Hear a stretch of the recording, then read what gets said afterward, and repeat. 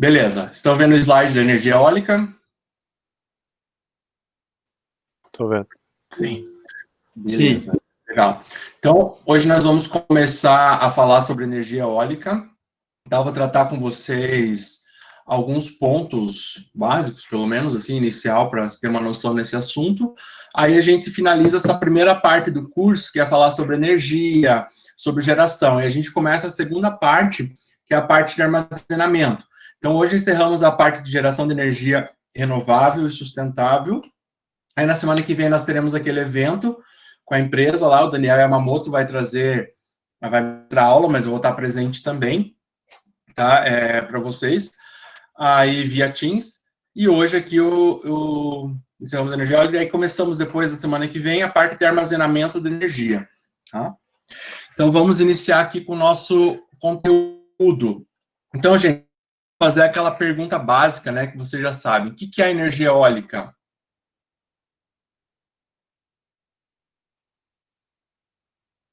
O que a gente vai tratar aqui com energia eólica? Energia transformada através do vento, né? Isso, energia utilizada, exatamente, a energia dos ventos, né? Então, essa aqui é a definição aqui que a gente vai ver. O que é a energia eólica? A energia contida nos ventos, então os ventos estão em movimentação, então eles têm uma energia cinética. E isso, a diferença de temperatura existente, a diferença de pressão, faz com que as massas de ar se desloquem com velocidades que variam tanto no tempo quanto no espaço. Então, é isso que é associado à energia eólica. Tá? Então, por que isso acontece? Como eu já comecei a explicar para vocês, né? Por causa dos efeitos climáticos existentes.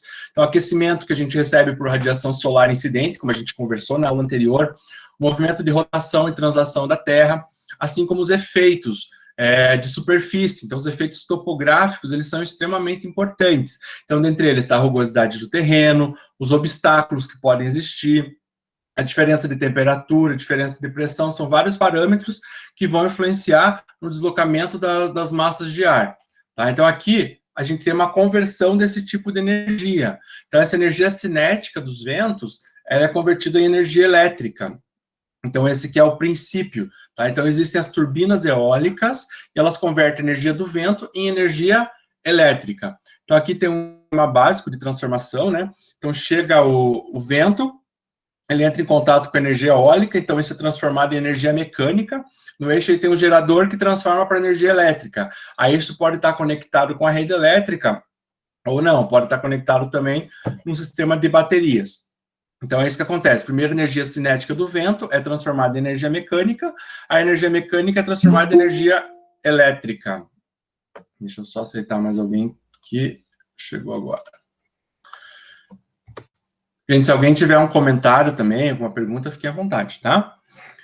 Então, assim, é algo que se tem voltado a falar muito nos últimos anos. Por muito tempo foi deixado um pouco de lado, ele existe, é realizado, mas na atualidade, devido à questão da sustentabilidade, devido à questão da escassez dos recursos fósseis, as metas que existem do protocolo de Kyoto, de redução da energia elétrica, de redução de CO2 emitido na atmosfera, empresas que querem trabalhar com créditos de carbono, várias questões influenciam, então tem se trazido à tona o uso de energias renováveis e sustentáveis.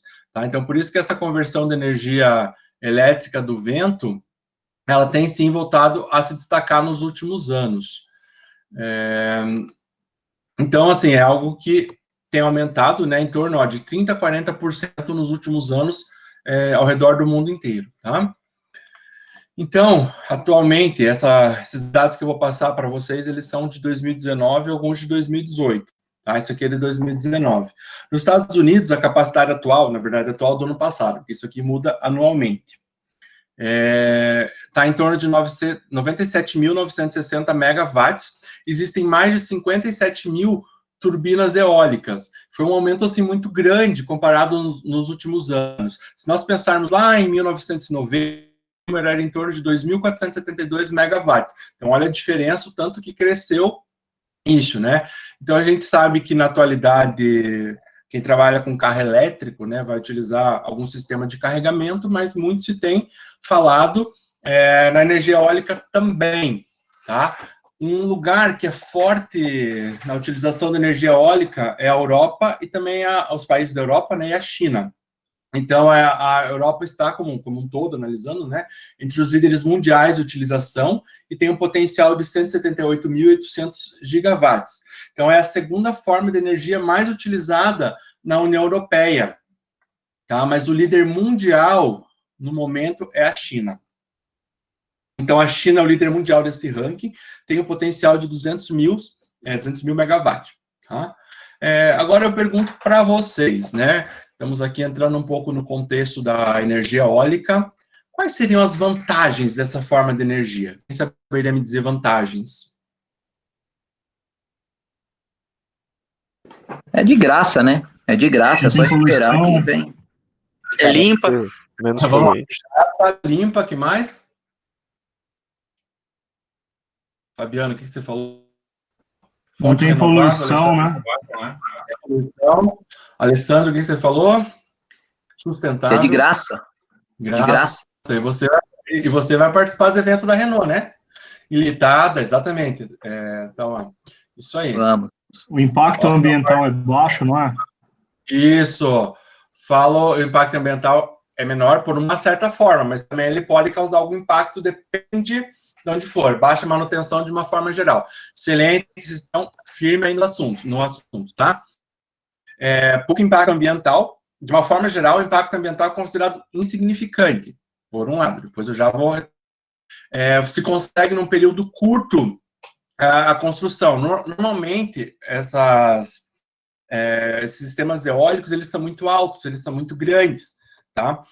Então, assim, se consegue adaptar conforme você precisar, conforme o local que você estiver. Então, a adaptação é de uma forma tranquila, tá? Pode ser utilizada de uma forma híbrida. Você pode utilizar os dois, tanto o sistema eólico quanto sistemas solares, sistemas fotovoltaicos. Então, tem regiões que utiliza as duas formas. Então, é uma fonte inesgotável de energia, tá? Agora, vamos lá. Agora, o próximo slide seria as desvantagens. Quero que vocês me digam o que vocês considerariam como desvantajoso na utilização de energia eólica.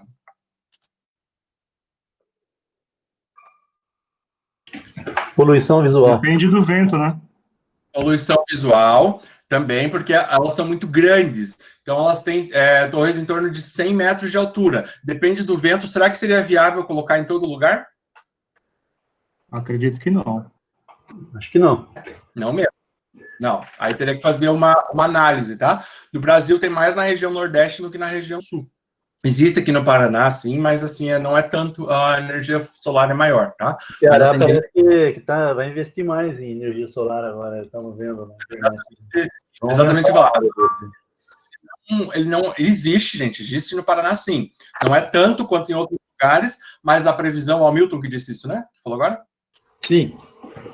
Como o Hamilton disse, a previsão é que se cresça a utilização dessa forma de energia, tá? Então, a proposta de crescimento para se utilizar ainda mais.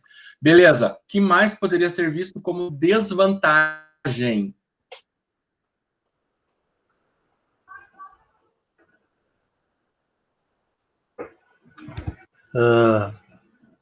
Talvez manutenção, não sei. A produtividade dela não é tão grande também? A manutenção, de uma forma geral, não é tanto, não é o que pesa. O que você falou, Leandro? A produtividade de energia dela não é tão grande, você precisa de uma grande quantidade de usinas para poder gerar um montante considerável.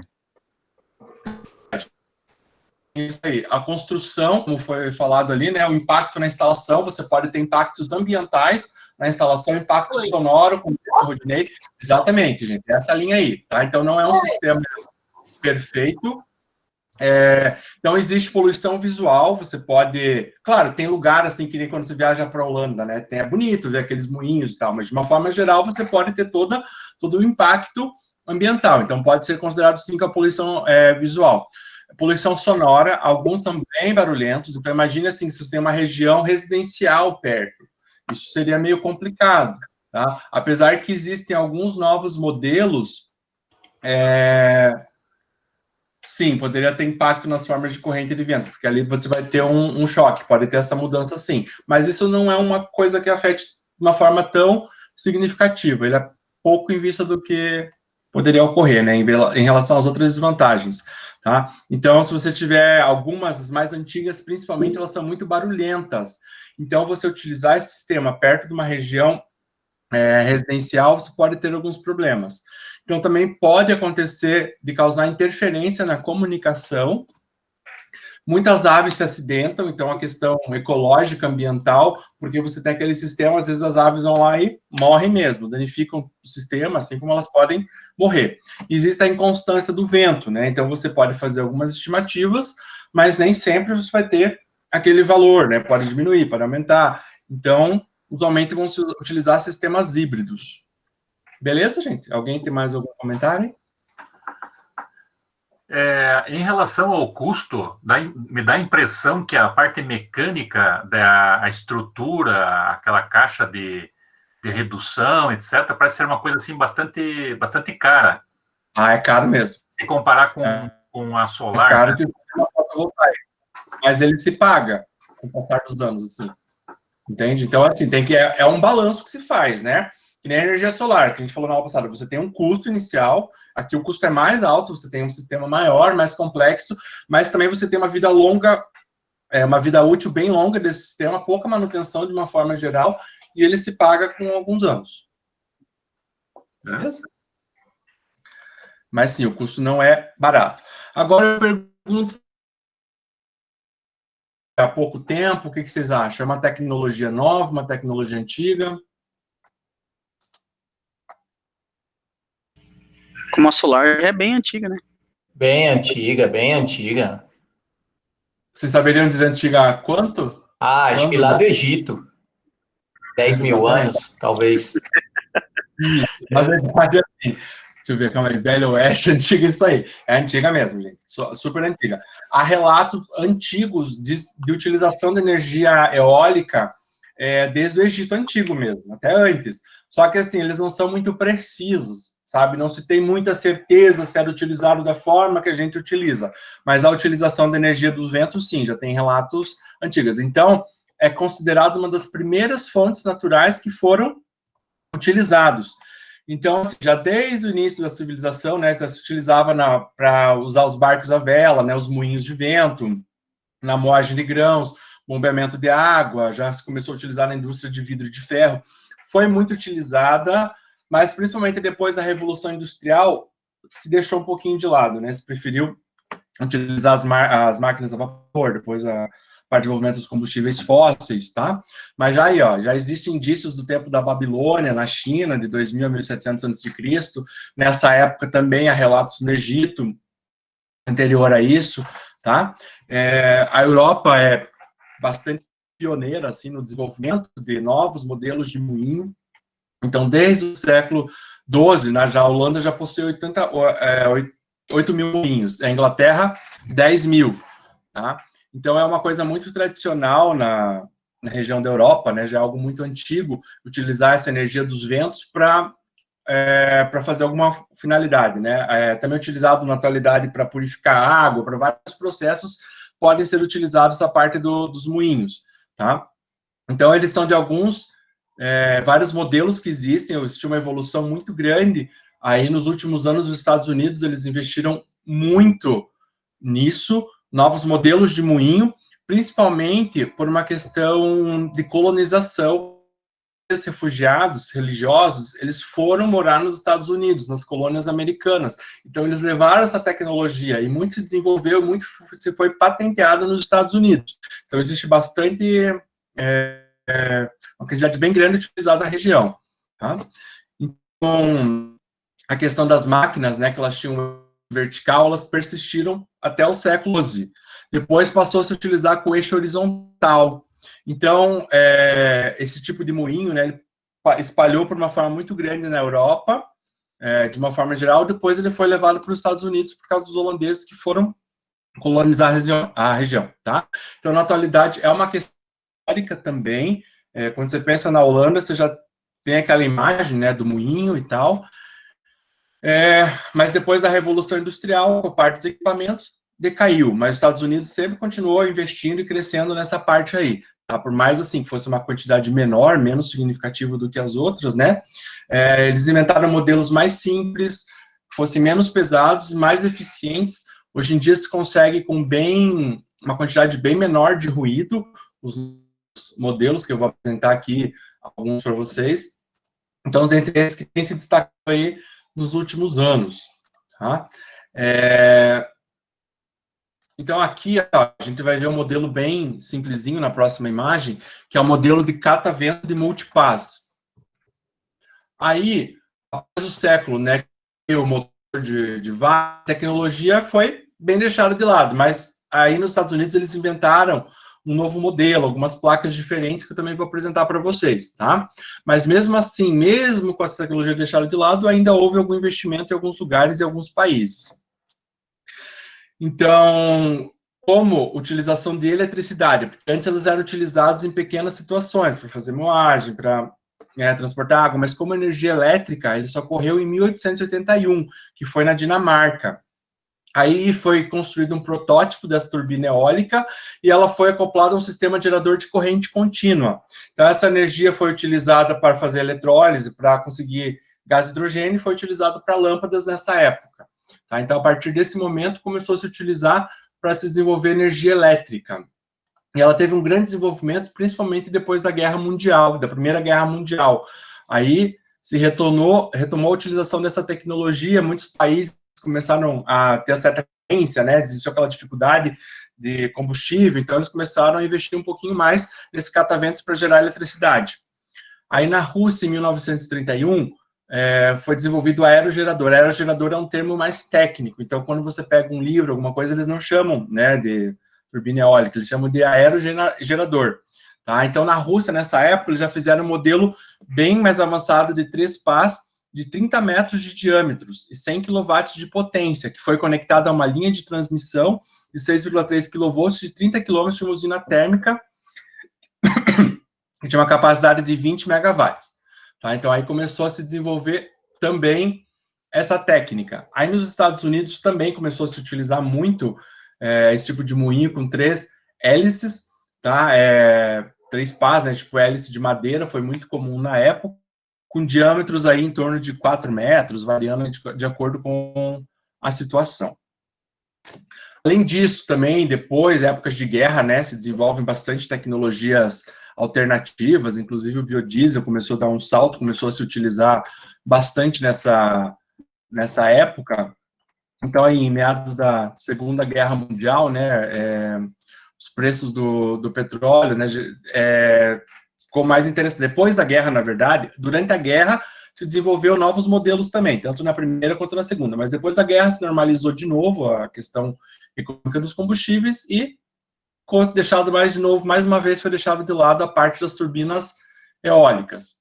Mas mesmo assim, outros projetos ainda foram implantados, né? Depois veio a crise do petróleo, depois da crise do petróleo, se voltou a desenvolver novamente outros modelos, se aumentar a tecnologia, se investir tanto em biodiesel, quanto álcool, quanto outras formas de energia, tá? Então, os Estados Unidos, a Alemanha e a Suécia focaram bastante no desenvolvimento de novos modelos, tá? Aí nos Estados Unidos existiu o Programa Federal de Energia Eólica, que possibilitou estudos na faixa de megawatts de potência.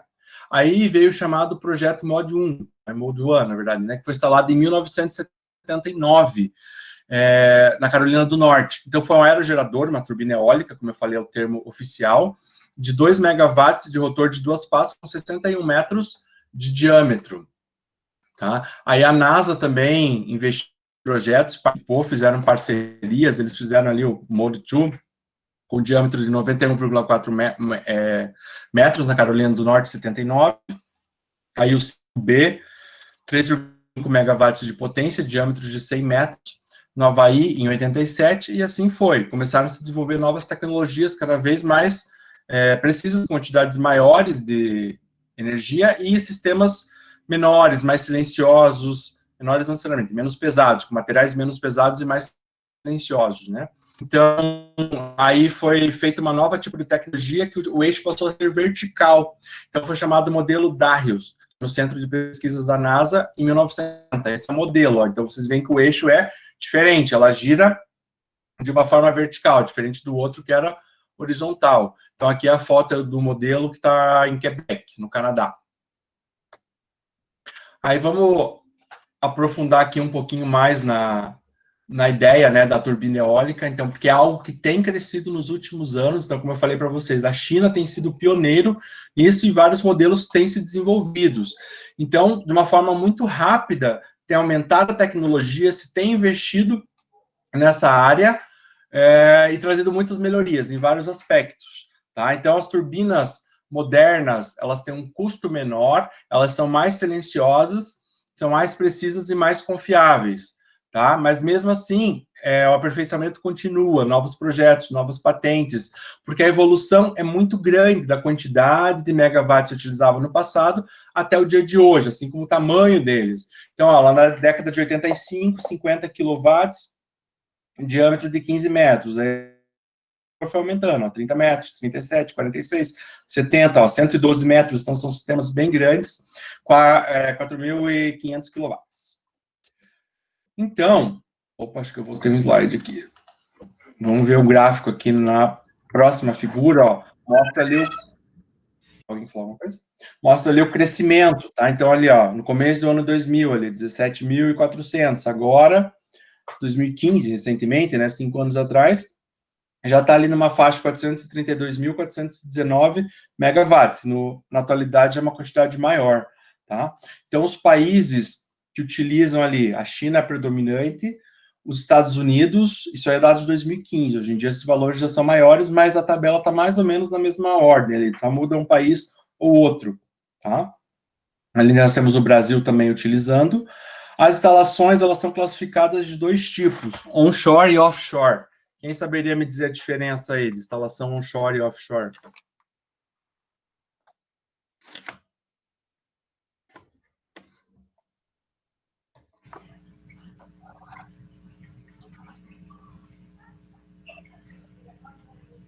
Vamos lá, quem abriu o áudio aí? Estou vendo alguém querendo falar. Isso, estou escrevendo aqui, offshore no mar, exatamente. Então, offshore são em regiões com oceano, né? Regiões com água no mar. E as onshore, não, as onshore são nas superfícies terrestres e outras são nas superfícies aquáticas, né? Então, nós podemos ver ali o senhorzinho, né? Aqui é uma instalação onshore, tá na terra, tá? Então, onshore em terra firme, isso aí mesmo, tá? Mas essa onshore aí tem acidente com pássaro, o professor falou, né? As duas tem. Pois é, isso que eu ia perguntar, no mar faz sushi também?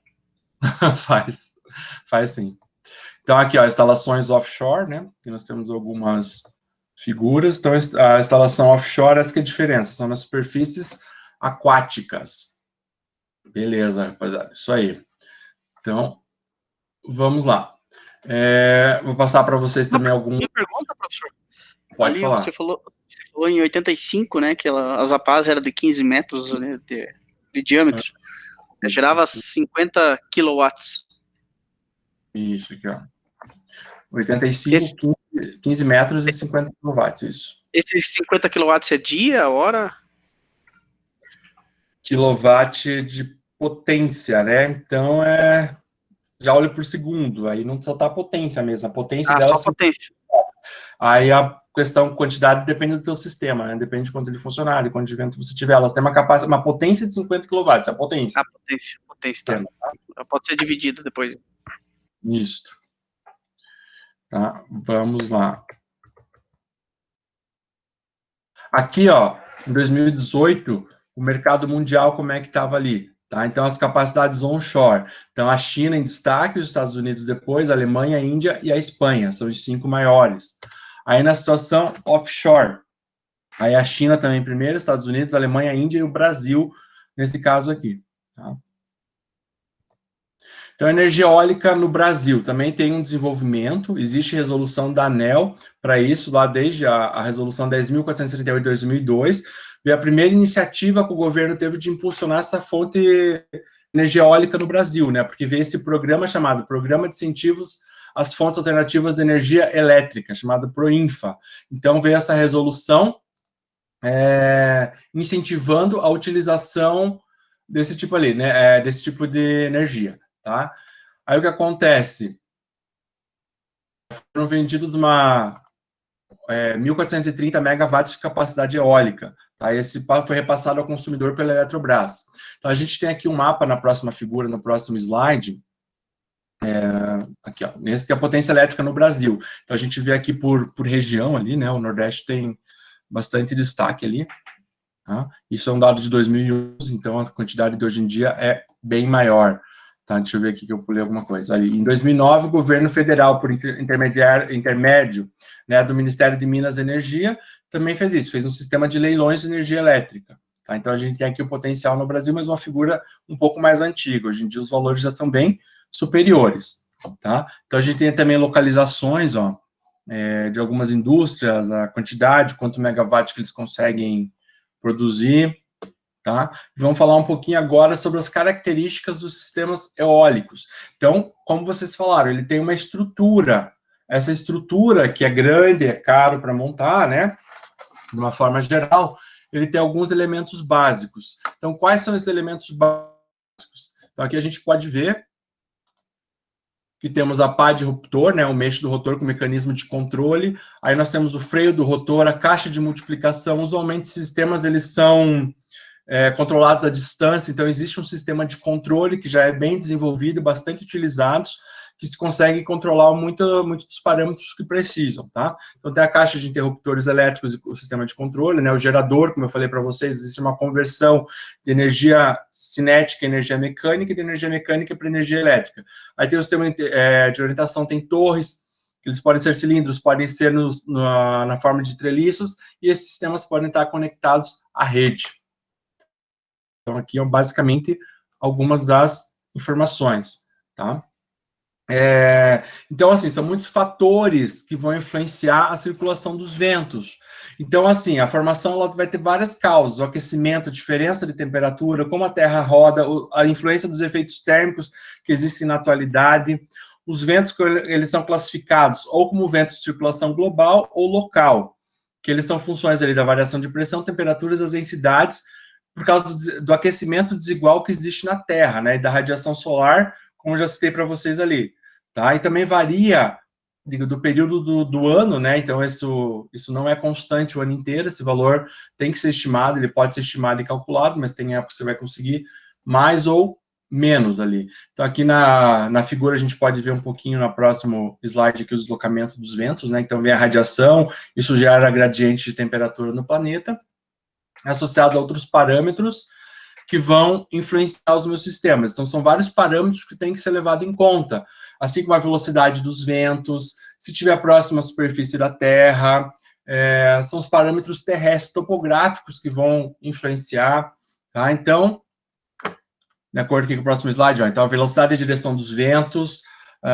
os parâmetros são conhecidos, né? E o perfil vertical da velocidade dos ventos, eles são determinados por alguns parâmetros locais. Então, quais seriam esses parâmetros locais? Então, um deles seria obstáculos. Então, pode existir obstáculos que vão influenciar o terreno, a geografia deles, a geologia. Então, o tipo de vegetação que se tem, como que se utiliza a terra, a quantidade de construções, se é um lugar que tem prédios, se não tem prédios, se é uma região residencial. Entende? Tudo isso vai influenciar. Tá? Então, a orografia, né, se tem depressões, colinas, e a estabilidade térmica da atmosfera. Esses são os parâmetros que influenciam a circulação dos ventos. Então, eles têm que ser levados em consideração, todos esses estudos eles têm que ser feitos para que se haja a instalação desses sistemas eólicos. Tá?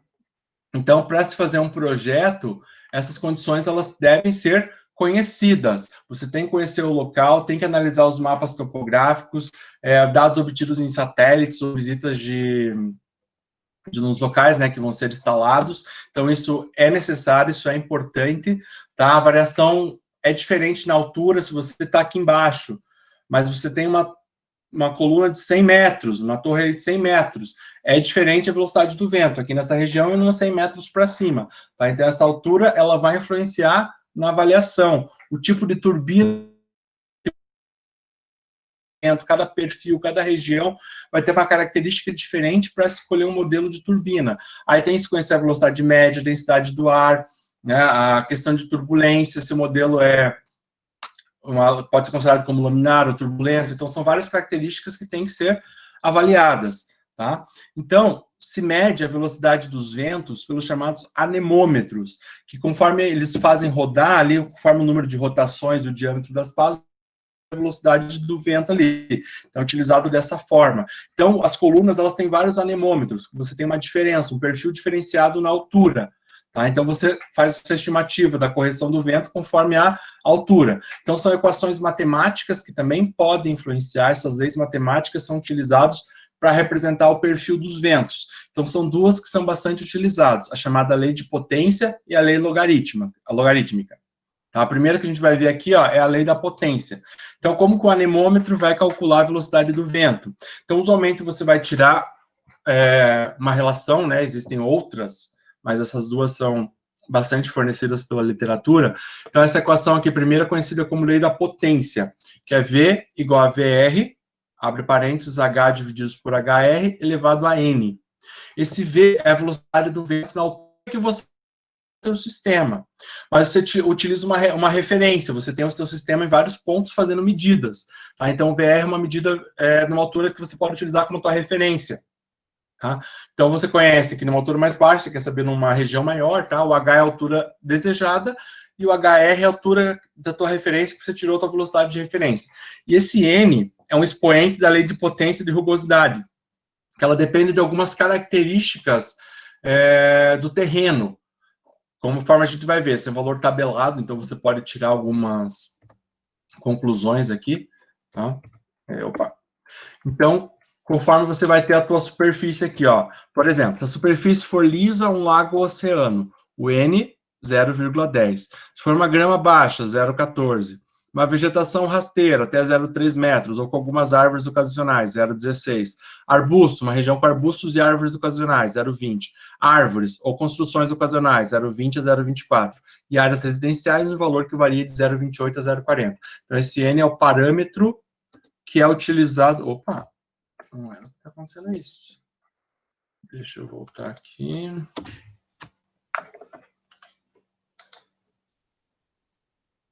Anterior. Tá aqui, não, tá certo. Então, aqui, ó.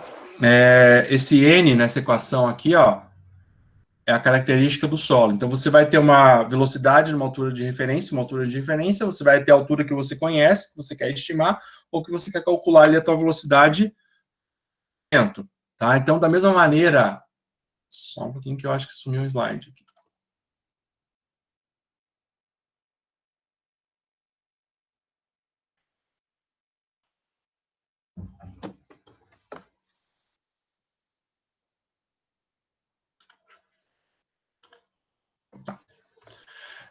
Então, da mesma maneira, você pode utilizar outras relações. A lei da potência é boa, ela é válida se a altura não for muito elevada. Então, alturas com mais de 50 metros, se tiver uma elevação muito grande, uma altura muito grande do teu sistema, a lei da potência não é suficiente para você estimar a velocidade do vento. Então, como que ela seria? Você teria que usar a lei logarítmica. Então, vai utilizar quando? Quando a altura for maior do que 50 metros.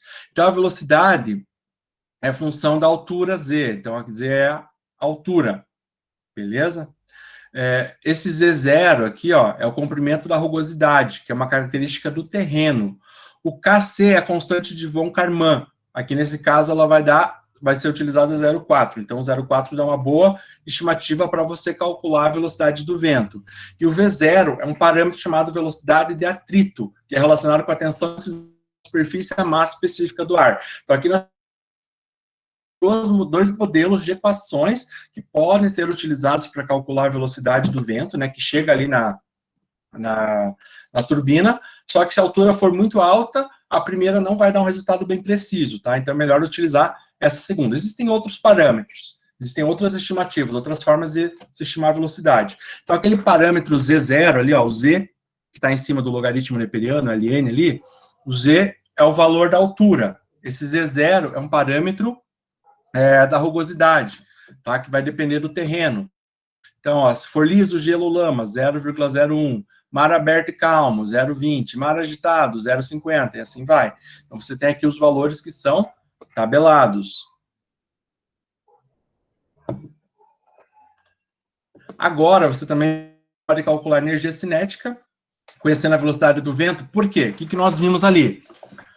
Existe uma energia do vento, energia cinética, que ela é convertida em energia mecânica. Depois, essa energia mecânica é convertida em energia elétrica. Então, você conhecendo a velocidade, sabe a energia cinética que chega. Claro que não tem um rendimento de 100%, não é toda essa energia que você vai conseguir utilizar. Existem várias perdas. Na primeira parte, existe uma conversão da energia cinética para energia mecânica, você tem uma perda. Depois, da energia mecânica para energia elétrica, você tem uma outra perda ainda. Tá? Assim como você pode calcular a potência, que é a energia pelo tempo. E você pode utilizar a vazão mássica, a velocidade, e ter o valor ali em watt, potência. Tá? Então, M é o fluxo de massa, né? Ou a vazão mássica em quilogramas por segundo. Aí você pode utilizar a vazão mássica como a densidade do ar, a área você vai utilizar utilizando o rotor, né? Você tem ali uma pá, ela gira, então você pode considerar como se fosse uma circunferência. Então, a área, πr ao quadrado. Você conhecendo o raio do rotor ali, você consegue estimar a área. É a velocidade do vento calculada pelo anemômetro, tá? Então, com esses parâmetros, você consegue estimar a tua potência do sistema. Se você não tiver a densidade do ar, você pode utilizar, se for considerado um gás ideal, você pode calcular como PRT, senão você tem que utilizar equações mais precisas de termodinâmica. Tá? Então, ali o P é a pressão do ar, está em quilopascal nessa equação, né? O T é a temperatura absoluta em Kelvin, e o R é a constante dos gases.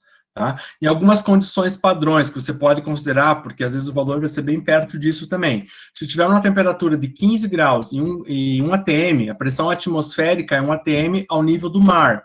Então, se você considerar que está ao nível do mar em 15 graus, a massa específica é 1,2256 kg por metros cúbicos, que é o ρ. Ou você estima pela equação aqui dos gases ideais.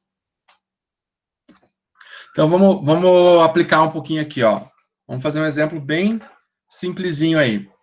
Quero que vocês comecem a resolver aqui para mim, que eu já faço com vocês aqui. Estime a potência máxima em quilowatt, que pode ser atingida por uma turbina eólica com raios de lâmina de 2 metros exposta a um vento de 25 milhas por hora. Sabendo que o sistema... Pode colocar, não temperatura 25, vamos colocar 15 aqui, porque foi o valor que eu passei ali para vocês, tá? Só para a gente não precisar mudar aqui no cálculo a densidade ali. Vamos lá, vamos ver como é que a gente estimaria uma potência. Então, a gente sabe que essa é a potência que chega ali do vento, mas ela vai ter uma perda, tá? Existem alguns parâmetros que também podem ser utilizados para se calcular isso. Vamos lá? Com vocês.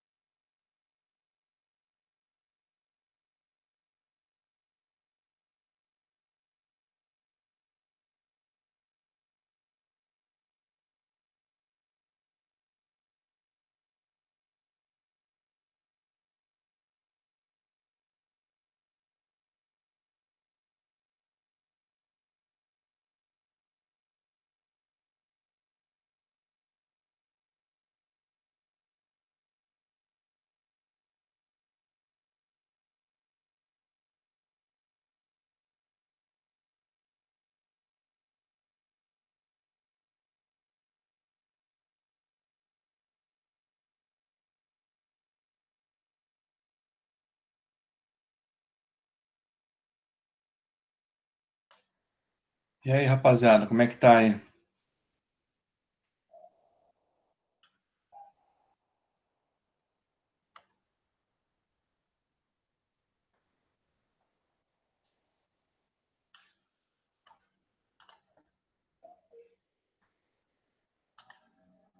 Olá.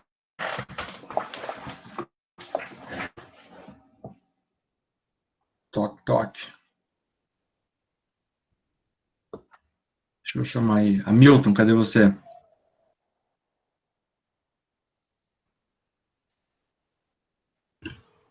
Tô fazendo ainda. Ah, então tá bom. Vamos ver. E aí, Leandro, terminou? Ainda não. Mas É, bora não. lá. Também. Beleza. Não, vai lá. Não quero que vocês façam aí. Então, Alex, na verdade aqui você não precisa usar o R, porque como foi 15 graus a pressão atmosférica, pode usar isso aqui, ó. Se você, como aqui está bem específico, ó, em condições padrão, nível do mar 15 graus, 1 atm, usa massa específica 1,2256. Tá? Pode utilizar esse valor direto aqui, ó, o Rho. Não precisa calcular. Entendeu?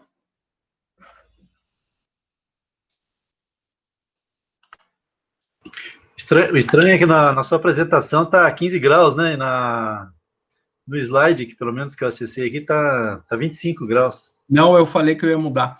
Só para fácil. Desculpa.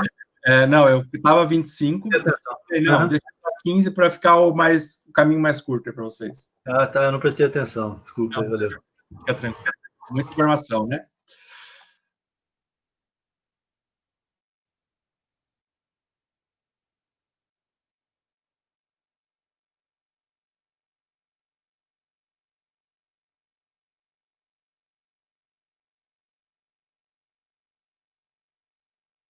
Não esqueçam de responder a chamada, viu? Responda a chamada também, quem não respondeu ainda.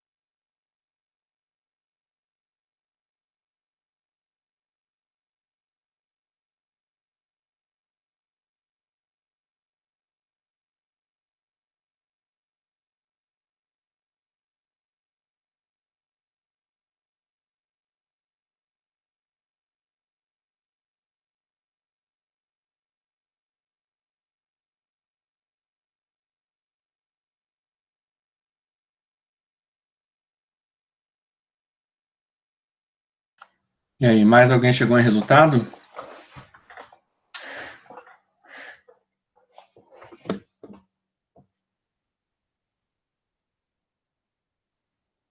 Agenor, cadê você, Agenor?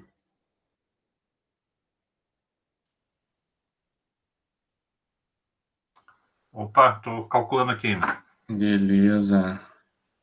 Cadê Alessandro? Tá aí, Alessandro?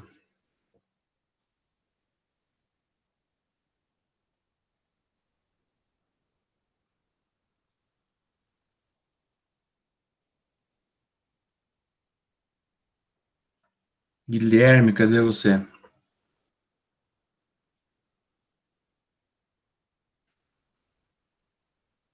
Opa, tô aqui. E aí, conseguiu? Eu ainda não, eu tive que dar uma saída rapidinho. Voltei há pouco. Tranquilo, tranquilo.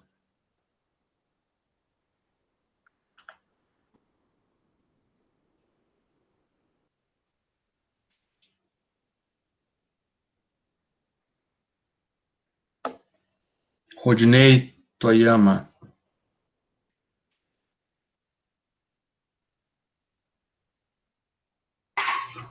Opa, ainda não terminei ainda.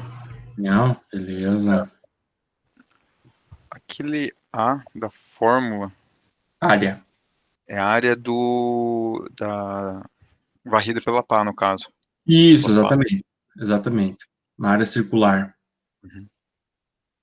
Beleza? Beleza. André Maceto, cadê você? Mazeto.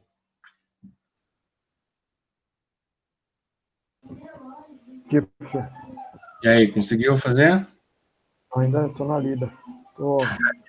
Estou fazendo uma planilha em Excel aqui já para deixar, que eu Ótimo. tenho certeza que vai pintar uma atividade aí, né? Será? Não sei, né? Vamos ver. Eu fiz o espaço solar também, ajuda um monte, porque daí já fica tudo estruturado, já com as formas. Excelente, excelente, excelente. Cadê o Benício?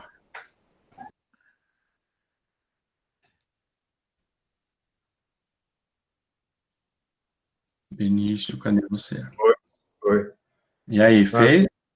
Tô fazendo, mas, cara, dessas transformações estão batendo bastante. Um pouco, hein? Judiei, né? Judiei. Não, tem que transformar tudo, cara, Pascal em atmosfera. Eu tô fazendo aqui. Não, mas pode fazer, pode usar direto aqui a fórmula, ó, que eu já dei a densidade ali. Ah, entendi. Vamos lá.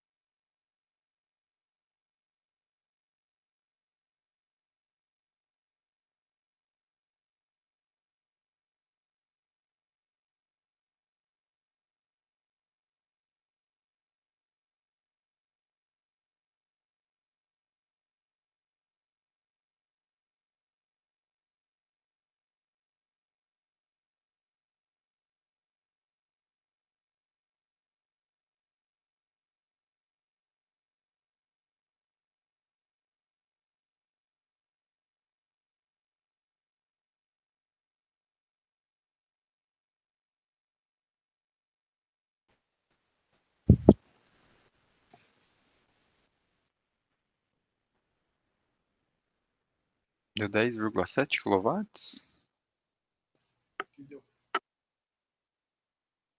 Alguns acharam isso, né? Gente, deixa eu falar um pouquinho para vocês, agora que eu achei aqui a agenda, ó. Então, semana que vem, como que vai ser a programação, tá? Então, ó, essa empresa aqui, ó, Vector Virtual Tech Night e Mobility, né? Que é o Daniel Yamamoto, que vai trazer esse ensino pra gente, ó. Então, ó, começa a primeira parte, 7h30, tá? Vai ser a introdução aos protocolos Smart Charging. Depois, 8h15, soluções da Vector para teste, análise e implementação de sistemas de carregamento. 9h, medição precisa e segura em ambientes de alta tensão. Aí, 4, sessão aberta para perguntas e discussões, 9h45, tá? Aí acaba às 10h. Aqui nesse caso não vai precisar de inscrição, tá? Só vai ser o evento via Teams. Então, não esqueçam que semana que vem eu vou deixar o link para vocês ali no Teams, tá? Entre no Teams, para a gente participar desse evento. Beleza? Beleza. Rodrigo, esse Yamamoto é o do AEA? Nem ideia. É Daniel Yamamoto o nome dele, é um japonês aí. É que eu tive um curso com um cara da AEA, eu acho que era Yamamoto, o cara era muito fera. Da parte de veículos elétricos também foi. Acho que módulo... Possível que seja. Possível que seja, né? Eu não conheço. Módulo controlador de bateria. Isso aí. E não esqueçam, quem tiver interesse em saber mais daquele evento da Renault, o RX Experience Innovation Lab, se inscreva aqui na live, já coloquei ele no AVA, tá? Então, quando vocês olharem no AVA, tá aqui, ó, embaixo do link da aula Google Meet, vai ter o RX Experience, tá? RX Experience. Aqui tá a inscrição para a live, só apertar aqui, ó, colocar no QR Code. Aí, quem quiser saber mais sobre como vai ser esse evento, fique à vontade, tá? Então, vocês, alunos da pós, serão bem-vindos aí. Tranquilão? Querem que eu corrija já ou querem fazer um intervalinho primeiro? Cansaram?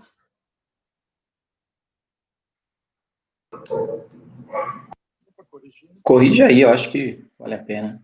Então, vamos em frente. Pode corrigir. Colocar os dados aqui no Excel, tá? Então, ó, gente, lembrando aqui, ó, vamos pegar aqui o enunciado de novo.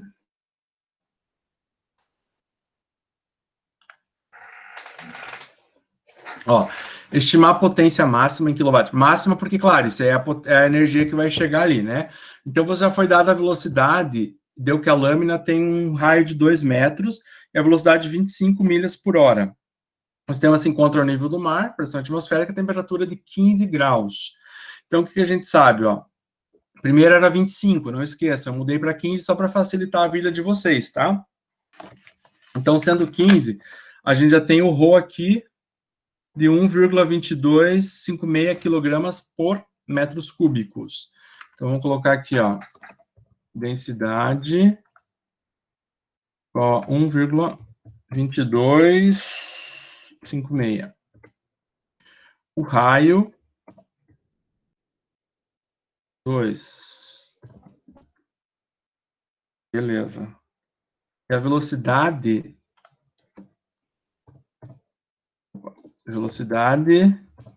tá 25, só que tá aqui milhas por hora. Posso usar em milhas por hora?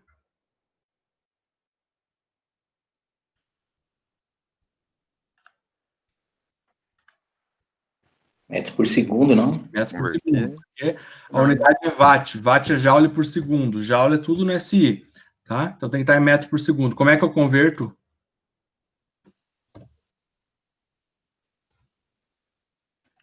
Joga no Google que Também, né? sai de graça. Aqui, ó. Só 1,6. Quanto? 1,6 a milha, e aí o segundo tem que fazer, né? 3.600, alguma coisa assim. Na verdade, 3.600. eu peguei direto. Por 0,44, né? Isso, eu peguei direto no Google. Peguei ali, ó, 0,44, 1 milha por hora é 0,44 metros por segundo. Então, só 4,470. Peguei direto no Google, gente, aqui, tá? Deixa eu só fazer diferente aqui. Multiplicar, né?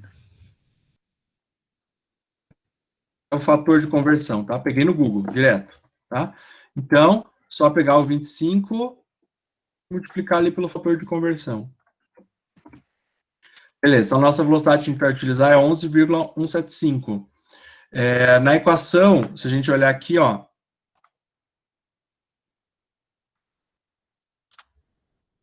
é meio de ρ a v ao cubo. Então, o ρ é a densidade, já temos ali. A velocidade já temos ali. A área nós não temos, mas nós temos o raio. Então, como é que eu calculo a área, gente? Ó, considera... Isso, vamos... Deixa eu ver se eu consigo colocar uma forma aqui, ó. Qualquer... Esse Word aqui, né? Bom, enfim, considera que é uma circunferência ali, tá? Porque você está rodando ali, tá circulando, a área que ela está varrendo, que as hélices estão varrendo. Tá? Então, a área de uma circunferência é πr ao quadrado. Então, π vezes o raio ao quadrado. Só que aqui ainda vai ter que ser divididos por 2, né? Então, vamos lá. πr ao quadrado sobre 2. Tá? 6. Uhum. Acharam isso, a área?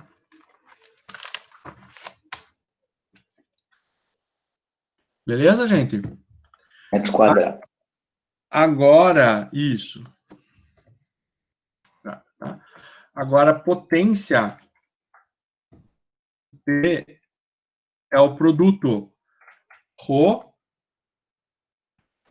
vezes a área vezes o raio elevado, a velocidade elevada, opa, não é essa velocidade não, essa aqui, vezes a velocidade elevado ao cubo, tudo isso está sobre 2, tá? Professor, Então aqui, mas daí eu acho que não precisa dividir a área também sobre 2, né? Por quê? Porque a área não é só πr ao quadrado? A área é só πr ao quadrado, é. Tá certo, não é o diâmetro, tem razão. É isso aí. O π ao quadrado sobre 4 dele. Então dá 12,56, acho, né? Tá certo.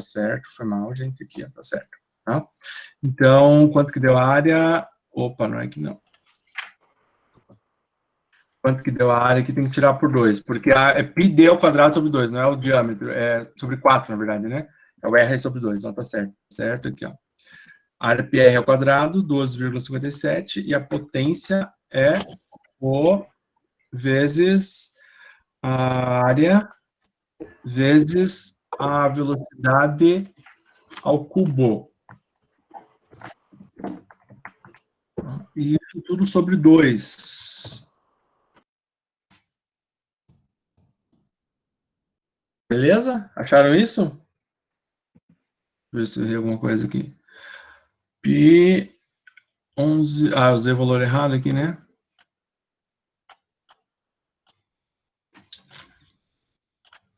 Não é 25. Lá, peraí.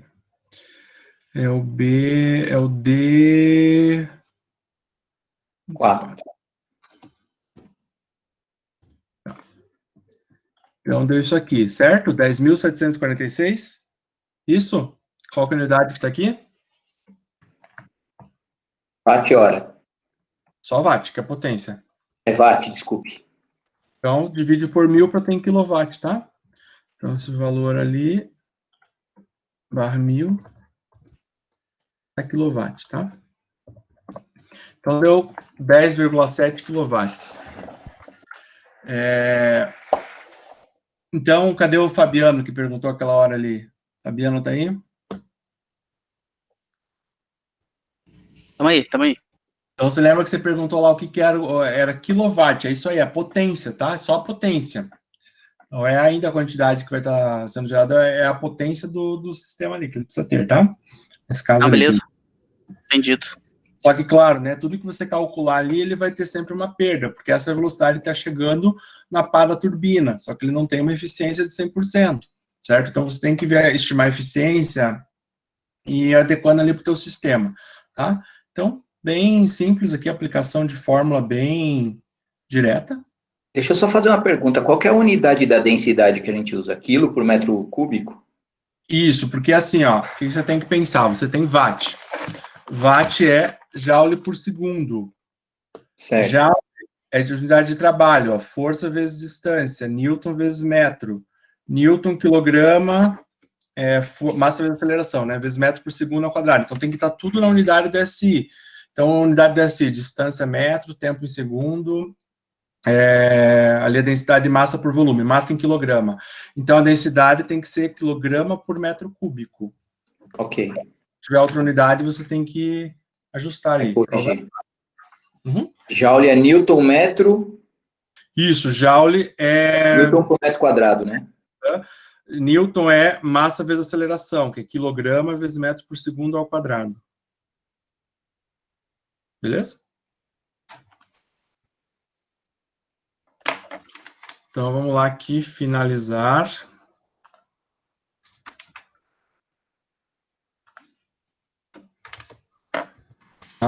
Então, gente, você vai ter as torres meteorológicas, né, de coleta de dados. Tem que coletar os dados para entender fazer o teu projeto, estimar quanto que você vai ter de energia. Então, tem os anemômetros, são os instrumentos utilizados para medir a velocidade do vento.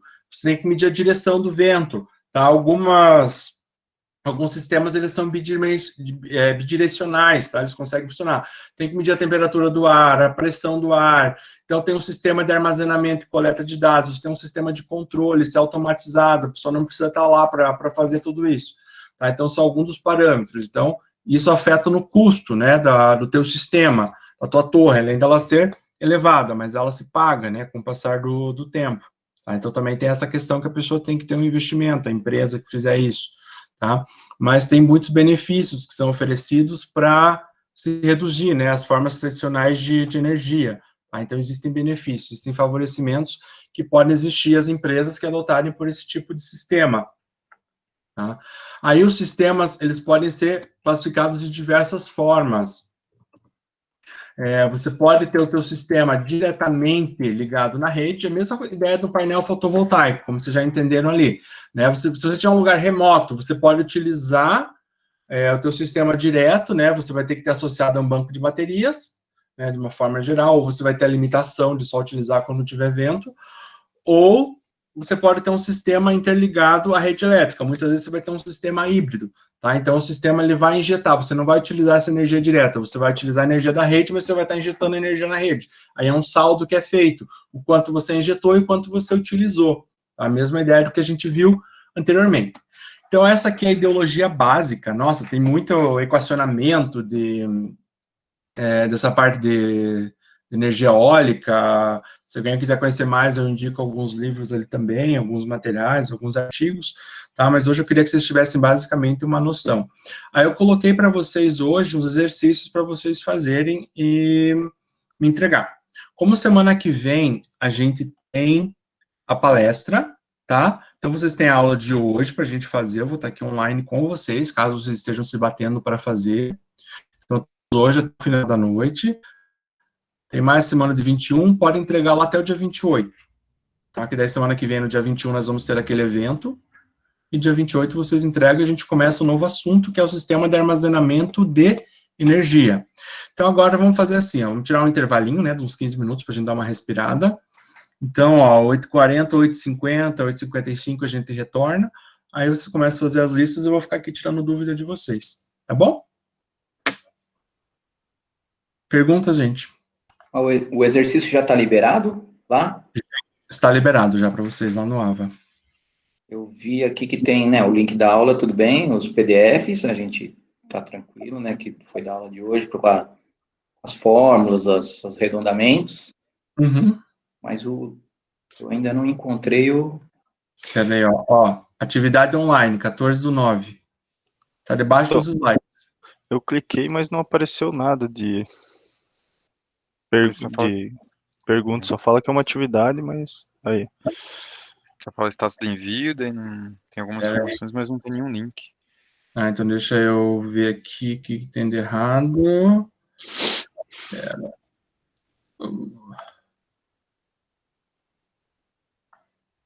Será que ele não salvou meu link? Deixa eu jogar aqui, então.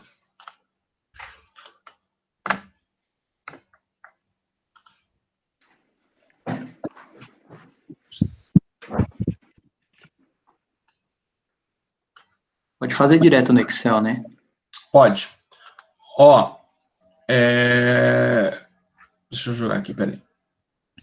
Pode fazer qualquer ferramenta que vocês utilizarem, quiserem, tá? Absolutamente. Tem gente que gosta de fazer à mão, gente. Quer fazer na mão, faz na mão. Bate uma foto e me manda. Quer fazer no Excel, faz no Excel. Quer fazer no Word, faz no Word.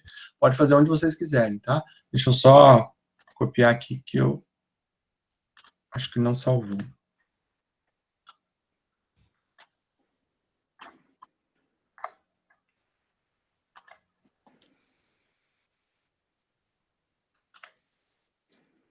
Ó, creio que tá ali. Veja se agora tá aparecendo.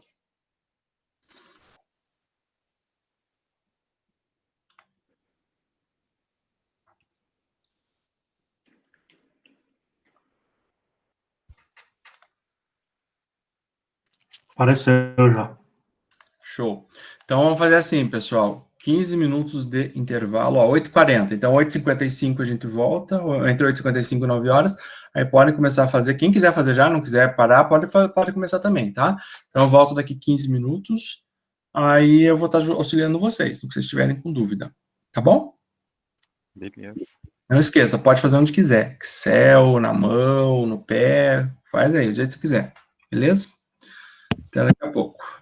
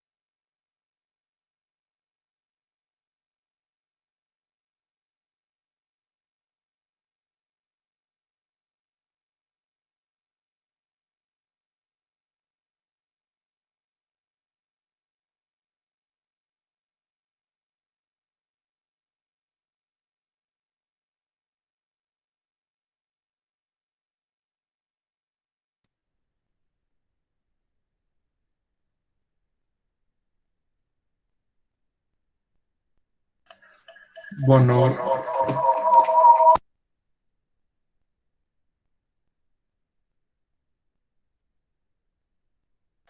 Boa noite, voltei. Então, se tiverem dúvida, vão me perguntando. Celso Baruffi, cadê você?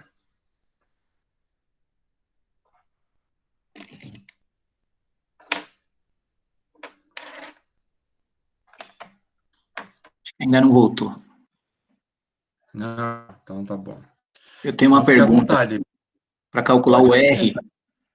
R, a gente precisa usar um número molar, o mol? Faz o seguinte, usa o R do SI 8,31. Joule barra mol Kelvin. Tá. Ah, desculpa, saiu errado, leu errado, calma. Errado. R 8,314 Joule barra mol. Deu certo.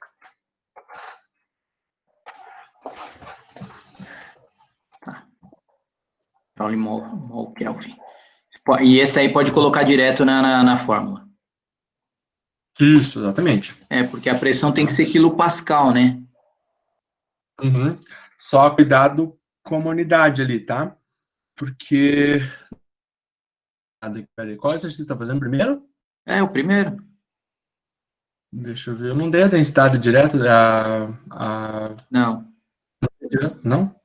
Não, você deu 10 graus e o número molar.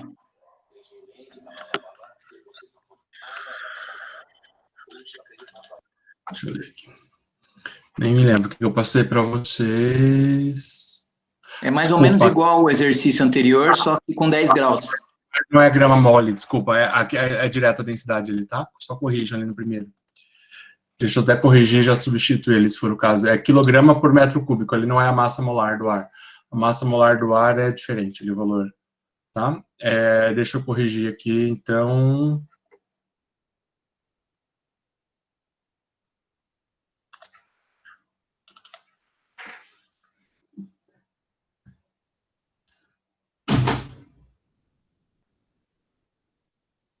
Então é direto, aí não precisa calcular o ρ. Não precisa aqui não.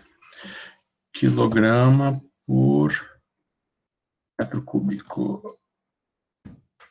Não precisa calcular o ρ? Nesse caso, não. É porque saiu errado ali o exercício. Espera aí só um pouquinho. Aqui é a densidade mesmo, tá? Ah, tá. Você está atualizando o exercício, né? Só para entender. Ah, isso. Ah, beleza.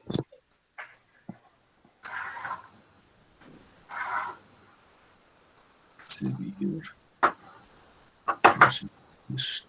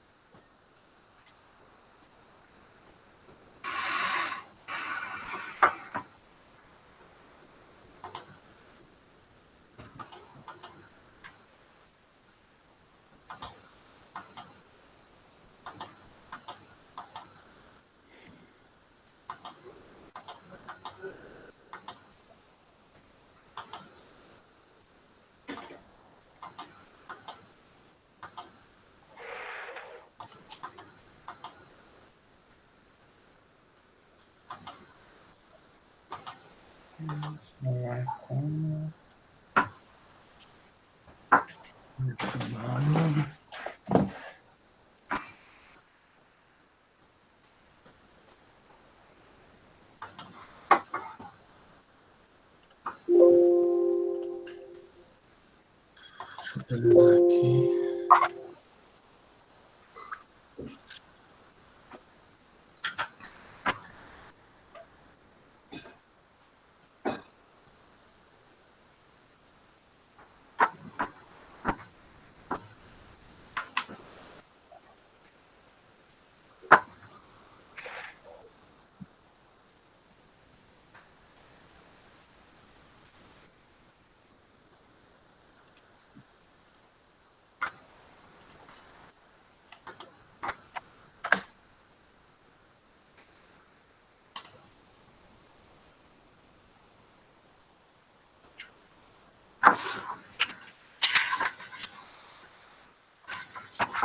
Ó, atualizei ali, pessoal.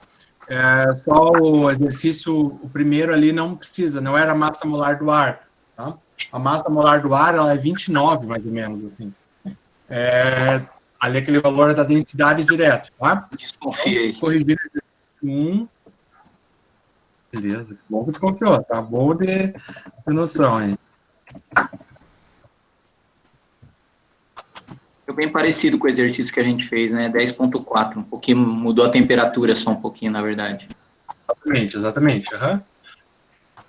Olha, todos estão me ouvindo? Ó, exercício 1 não é a massa molar do ar é 29, alguma coisa.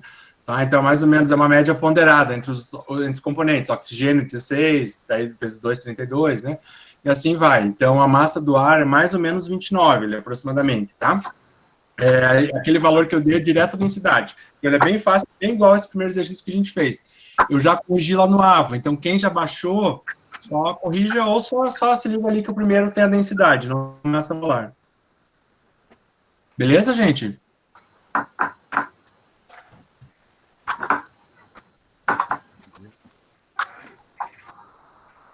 Vamos lá. Celso Baruch, voltou?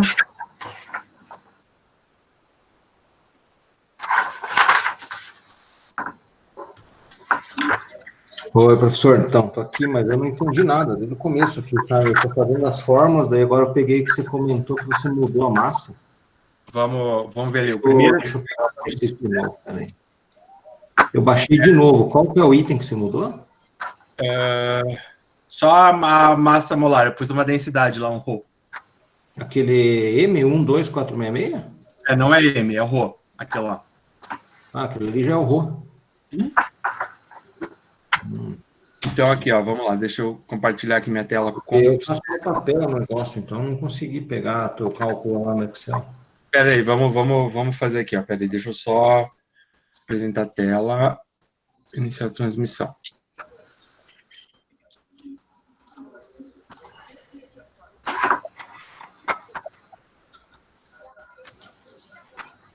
Então, se aquele valor já é o Rho, não precisa nem calcular o Rho, é isso? Não. Então, aqui, ó, Baruch, é o seguinte, ó, potência é Rho A V ao cubo sobre 2. Aparecendo ali, tá enxergando? Ah, não tem o meio na frente dele? Não, ou é indiferente, pode ser assim também, com meio, sabe? Ah, certo. É indiferente, ó, pode ser meio vezes isso ou tudo dividido por 2, é na mesma, tá? Então, assim, o Rho foi dado ali. O Rho, ó, estime a potência. Tá cortando a ligação, tá a apresentação. Uma turbina. Não, tá cortando tudo. Deixa eu mudar minha rede de conexão aqui.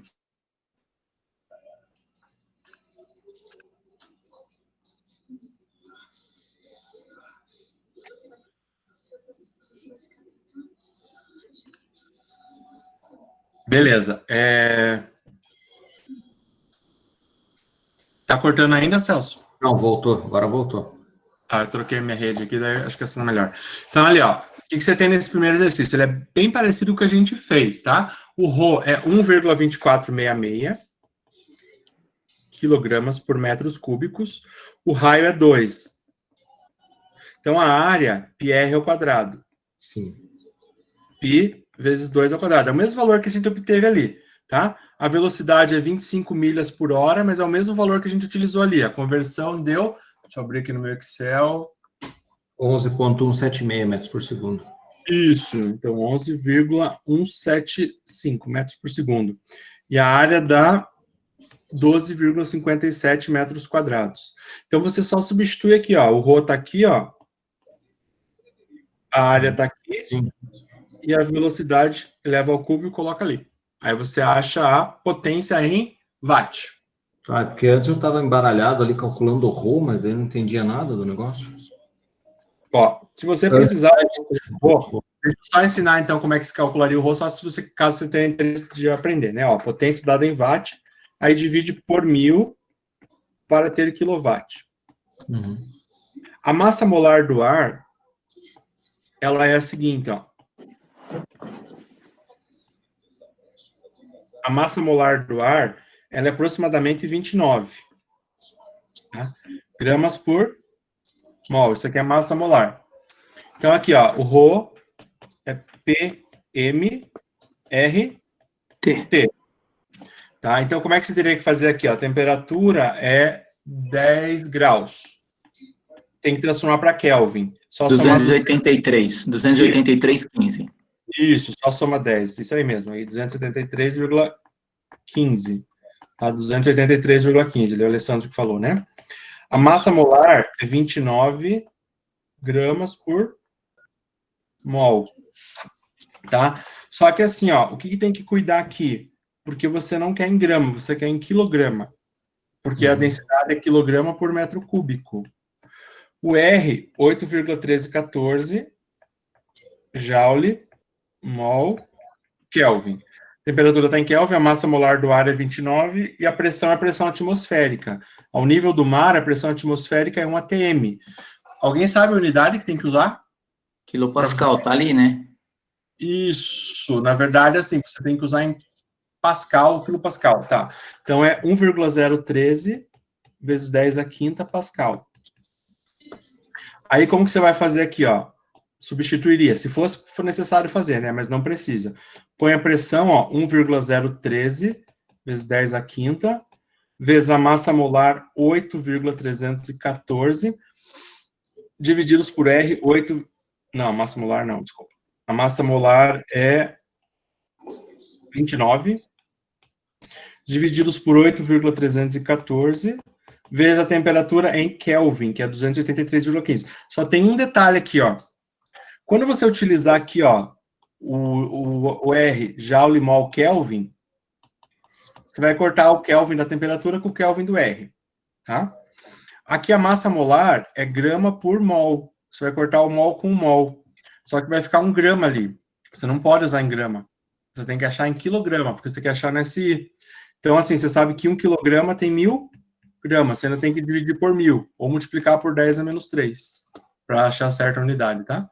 Como isso aqui ficaria muito trabalhoso, alguns não lembram dessas questões assim, tá? Aí eu dei direto ali a densidade, mas só se precisasse calcular, teria que fazer desse jeito. Beleza? Tá, Por isso que ele pede em quilopascal. É porque aí você não precisa colocar o 10 à quinta, você põe direto... Isso, aí sim, aí sim, exatamente. Isso elimina daí a unidade do quilograma, tá certinho, isso aí mesmo. Correto. Fala, Celso, mais alguma coisa ali? Não, deixa eu tentar fazer esse primeiro. Mas, ó, esse aqui não precisa fazer, eu só te mostrei como que seria para calcular, tá? Estou tentando calcular a potência ali. Tá, isso.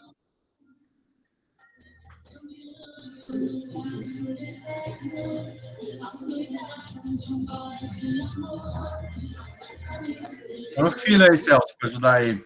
Pô, ele tá lá empenhado, lá no dele também? Ô, louco. Tem um xingando cada lado aqui. A internet não funciona, né, Céu? Nem me fale. Ó, agradeço. Não vou nem comentar, viu? Essa semana eu nem dei muita tarefa para ele, viu? Tá louco, cara.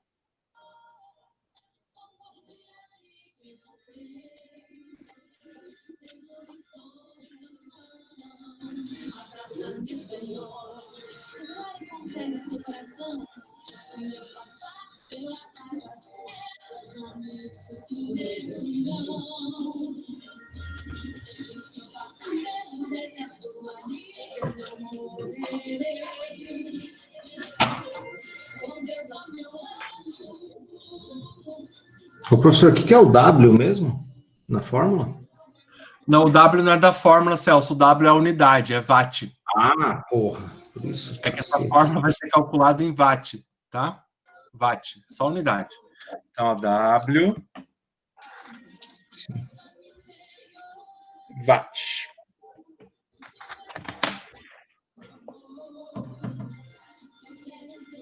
Opa, Rodrigo. Opa, quem me chama? O Guilherme aqui. No 2, ali, o Z0 e o N, a gente pode assumir qualquer um daqueles, é só falar qual daí? Isso mesmo.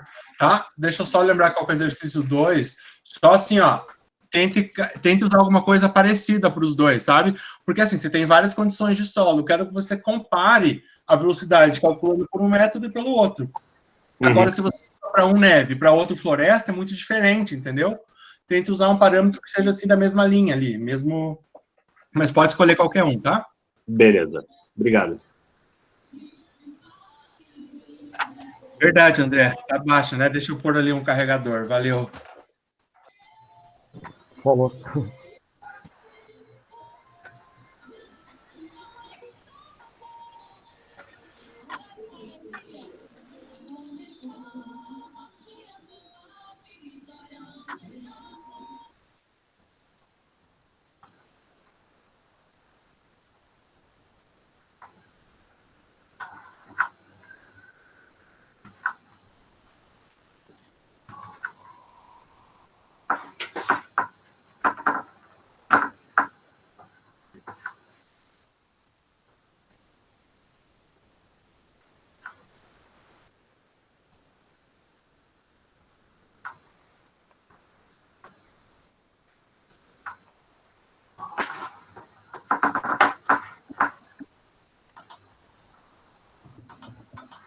Gente, qualquer coisa, vão me perguntando. Estou aqui, tá? Vou fechar meu áudio, mas estou aqui, tá? Isso.